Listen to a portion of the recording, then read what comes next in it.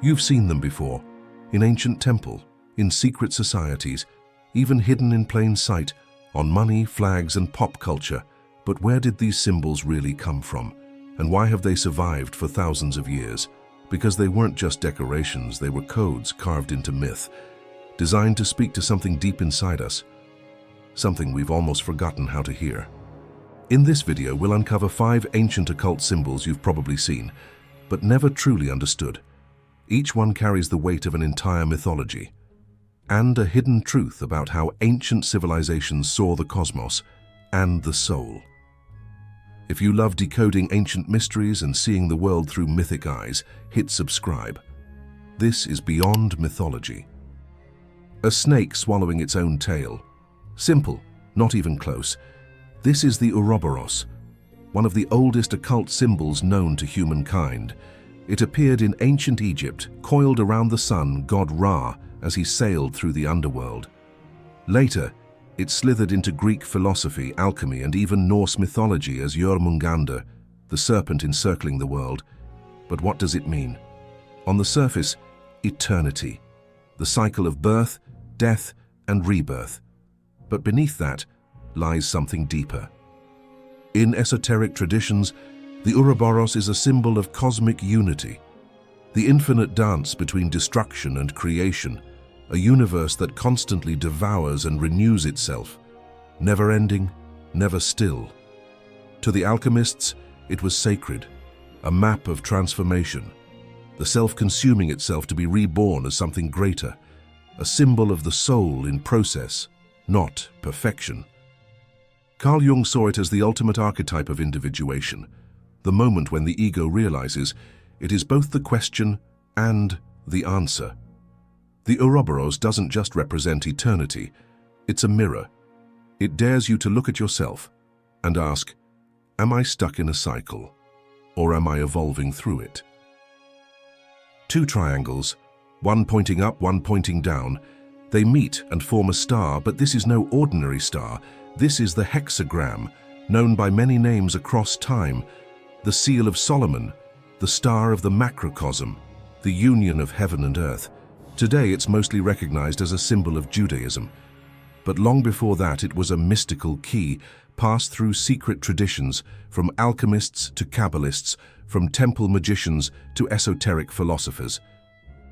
In ancient alchemy, each triangle carried a cosmic element. Fire pointing upward, the masculine, the active, the spiritual. Water pointing downward, the feminine, the receptive, the material. When these 2 forces meet, they don't cancel each other out.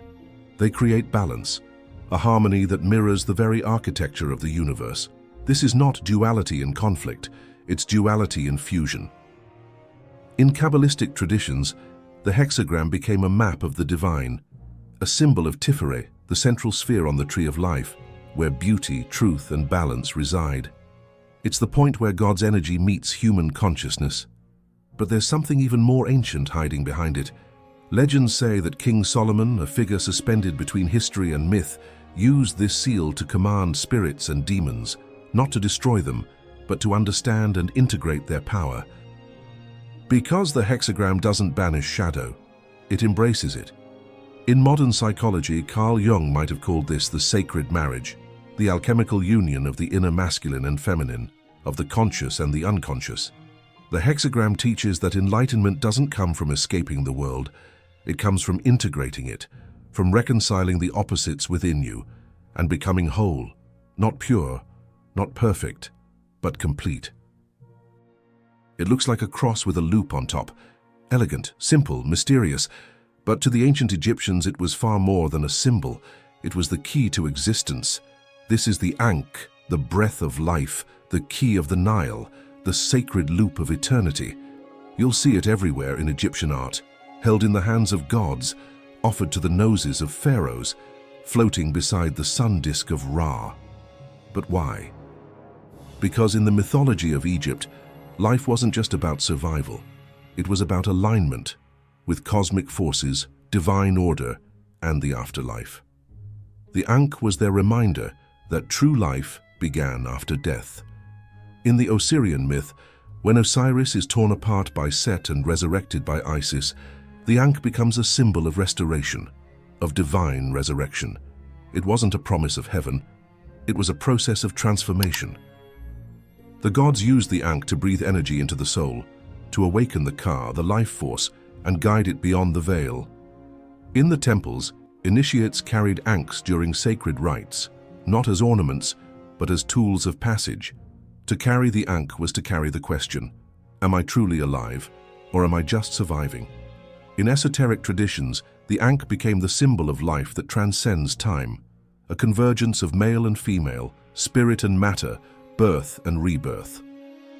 The loop represents the womb of creation, the crossbar, the horizon, and the vertical line in the path of ascent, from earth to divine.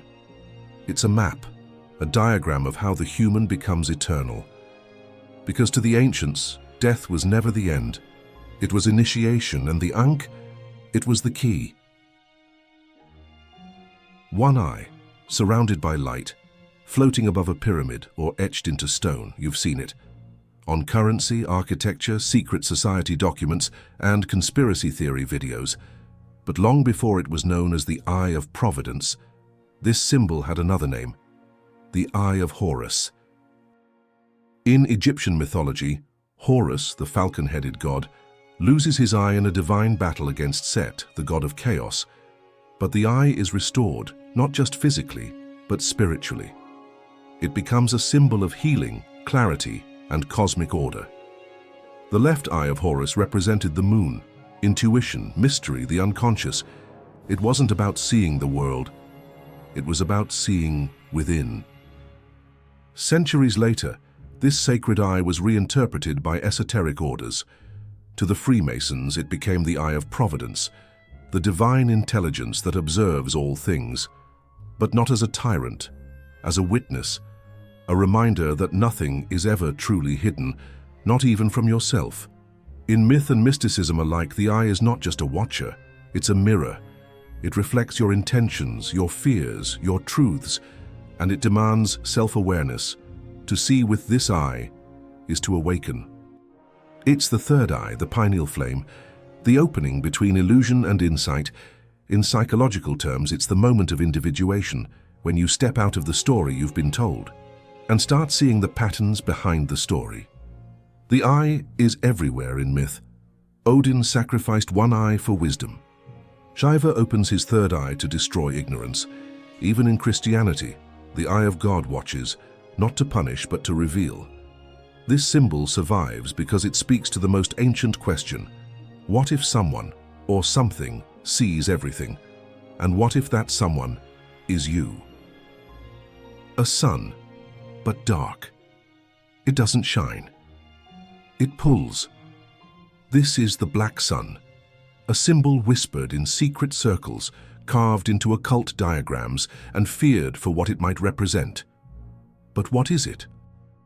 Some trace it back to esoteric alchemy, where it represented the nigredo, the first stage of transformation, decomposition, ego death, dissolution of the false self.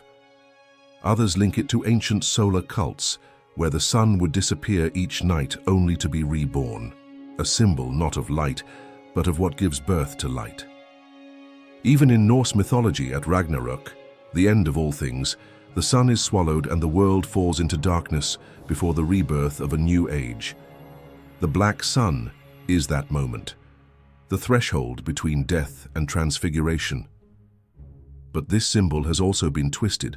In the 20th century, it was co-opted by dark ideologies, manipulated to project dominance, power, and control, but that is not the origin. The true black sun doesn't dominate others, it challenges you. It's the void within yourself, the part you refuse to look at, the wound you never acknowledged, the truth you buried to survive. In Jungian psychology, it mirrors the shadow, the part of the psyche where all repressed thoughts, desires, and traumas live. But here's the paradox. The black sun isn't your enemy. It is the source of real transformation. Because nothing evolves in comfort, and nothing is reborn in the light without first passing through darkness. In myth, heroes always descend before they rise. In life, we break before we awaken. And in the soul, Sometimes the most powerful light comes from the place where we thought nothing could grow.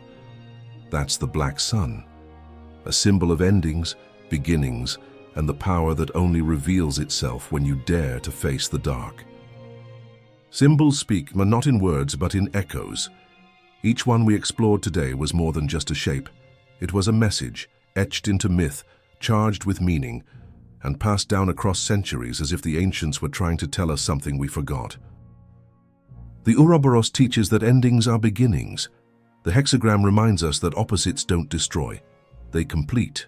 The Ankh offers life not as a fact, but as a quest. The eye shows that real vision comes from within. And the black sun, it dares us to find power in the dark. These aren't just occult symbols, they're mirrors. And if you've watched this far, it means one thing. You're not just curious, you're awake. This is what we do here. We explore the hidden layers of myth, mind, and meaning, and we're just getting started. And now tell me, what do you know about these symbols that most people don't? And more importantly, which other symbols do you think deserve to be revealed? If this opened something in you, subscribe and join us as we keep decoding the ancient world to better understand the one we're living in. Until the next riddle.